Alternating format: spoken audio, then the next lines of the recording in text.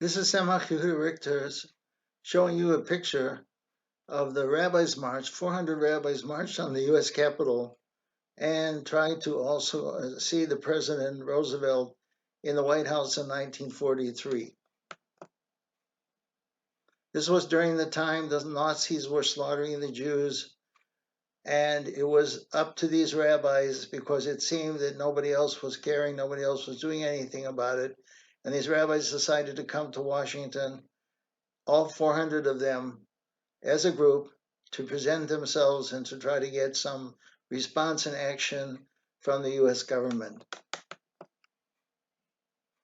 We know now the result. President Roosevelt refused to see them, and it was very disappointing for these rabbis. A lot of them had mixed results, mixed feelings about what had taken place, but at the end of the day, it seems that it did push the U.S. to do more, to get involved, and to try to help the Jews that were being slaughtered and eventually released. I must give credit to the Gedolim Gallery for providing a picture that shows these 400 rabbis. I believe they're on the steps of the Capitol building. You can see the background, the cars in the parking area. So I believe that was where they were standing at the time this picture was taken. Another thing to consider was it was just a few days, I believe, before Yom Kippur, and these rabbis all got together, took time off, went together in the train, and traveled to Washington, D.C. to hopefully meet with the president. It was a major sacrifice on their part to do such a thing, but unfortunately, at that particular time, it was very disappointing that they had to go away empty-handed, so to speak.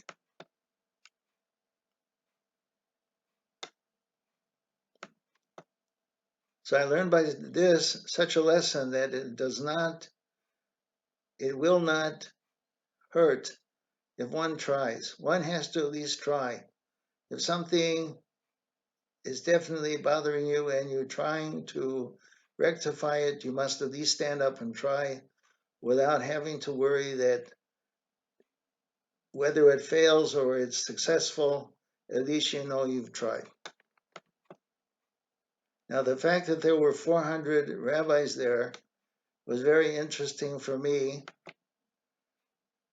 because, as I've said before, the code of Jewish law that the Rabbi Levine had given me was something that I always lived by and I live with, and I always remember him talking to me about it.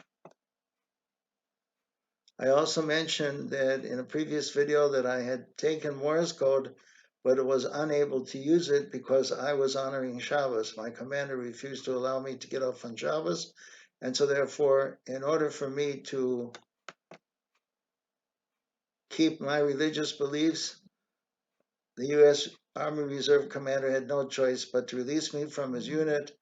I went to another unit without having to serve on Shabbos, but of course my security clearance and my intelligence unit and the Morse code training I had were not available to me anymore, but that didn't matter. Shabbos was more important.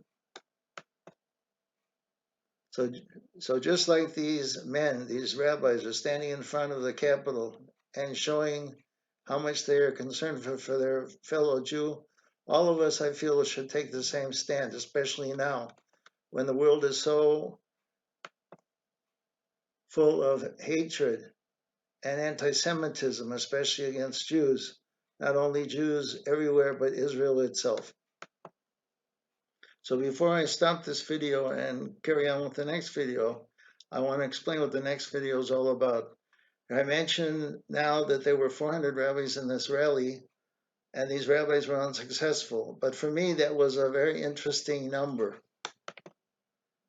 Simply because when I Googled the word code and Googled the 400, I wanted to see if there's any other relationship between those two facts, the number 400 and the code. And I came up with a very interesting story which had recently appeared on one of the U.S. networks, which I recorded, and am going to put that up as the next video. It relates to 400 Navajo Indians who they called Code Talkers that served the United States Marines during World War II and were instrumental in the defeat with the Marines at Iwo Jima of the Japanese. The code they used was something that the Japanese could not decipher. And in the report from NBC, the Navajo talking, who was one of the participants, said that the Marines themselves did not understand the code, but it worked. So without further ado, I'm going to stop this video and we'll put up the next video with the Navajo 400 Indian Code Talkers featuring on that special from NBC News.